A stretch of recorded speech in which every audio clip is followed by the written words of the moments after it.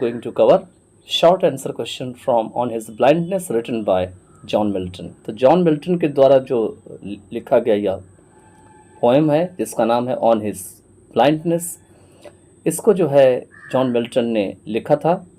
और इस पोएम में जॉन मिल्टन ने अपनी दर्द को लिखा था, तो उसी के ऊपर क्वेश्चन आंसर में आपको वैसा ही कुछ मिलेगा जब मैं इसकी क्वेश्चन और आंसर को एक्सप्लेन करूंगा। तो चलिए देखते हैं सबसे पहला क्वेश्चन जो है इसमें क्या दे रखा है। तो क्वेश्चन नंबर जो 1 है ये दे रखे हैं, what is meant by my light is spent. मतलब ये जो माई लाइट इज स्पेंट, लाइट का मतलब यहाँ पे है आँख की जो रोशनी है, उसके बारे में चर्चा की गई है कि मेरी आँख की जो रोशनी चली गई, स्पेंट हो गया, तो यहाँ पे इसका क्या मतलब है। तो आंसर में दे रखे हैं कि the line my light is spent means that the poet lost his eyesight at an early age. कहते जो लाइन लिखा हुआ है माई लाइट इज स्पेंट, इसका मतलब यह है कि जो कवि है उन्होंने अपनी आई साइट मतलब आँख की जो रोशनी है उसी को आई साइट कहा गया है, उसको वो खो चुके हैं बहुत ही कम अवस्था में, एट एन अर्ली एज। और क्या होता है कि जब ये अपनी आँख की रोशनी खो देते हैं तो इतनी बड़ी दुनिया में सब कुछ इन्हें अंधेरा ही अंधेरा सा नजर आता है। तो वही बात इस क्वेश्चन में लिखी गई है। क्वेश्चन नंबर 2 है, why is the world dark and white to the poet. कवि के लिए यह जो दुनिया है वो अंधेरा है और बहुत बड़ा सा हो गया है, ऐसा क्यों है। तो आंसर में है the world is dark and white to the poet because of his blindness.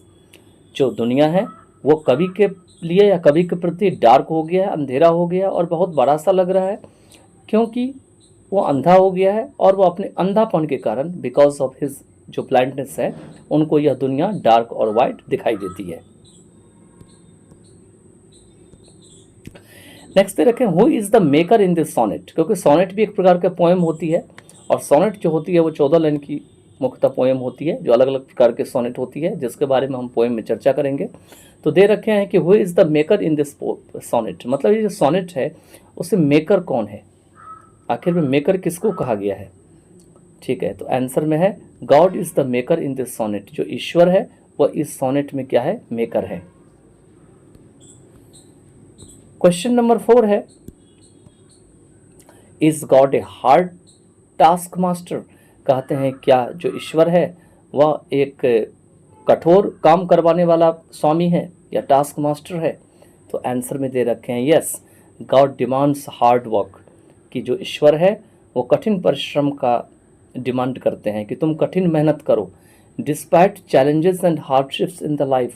मतलब अपने जीवन में कठिनाइयाँ और चुनौतियों के बावजूद भी तुम कठिन मेहनत करते रहो, और यही ईश्वर की मांग होती है। ईश्वर यह नहीं देखता है कि आपके जीवन में कितनी चैलेंजेस है, कितनी चुनौतियाँ हैं, कितनी कठिनाइयाँ हैं, बल्कि ईश्वर जो है आपसे कठिन परिश्रम चाहती है कि चाहे आपके जीवन में कितनी भी चुनौतियाँ हों, कितनी भी कठिनाइयाँ हों, लेकिन आपको कठिन परिश्रम करते रहना है। क्वेश्चन नंबर 5 है, does God require his appreciation. क्या ईश्वर को उनकी प्रशंसा करने की जरूरत होती है। तो आंसर में है yes, God require his appreciation. जो ईश्वर होते हैं उन्हें अपनी प्रशंसा की जरूरत होती है, खास करके उन लोगों से, from those who wish to serve him, खास करके उन लोगों से जो उनकी सेवा करने की इच्छा करते हैं या सेवा करना पसंद करते हैं। क्वेश्चन नंबर 6 है, is Milton afraid of the Almighty.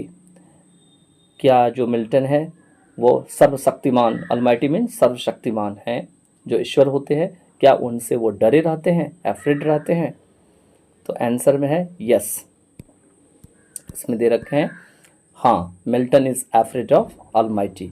कि जो मिल्टन है वो अलमाइटी मतलब ईश्वर जो सर्वशक्तिमान है उससे वो डरे रहते हैं, एफ्रेड रहते हैं।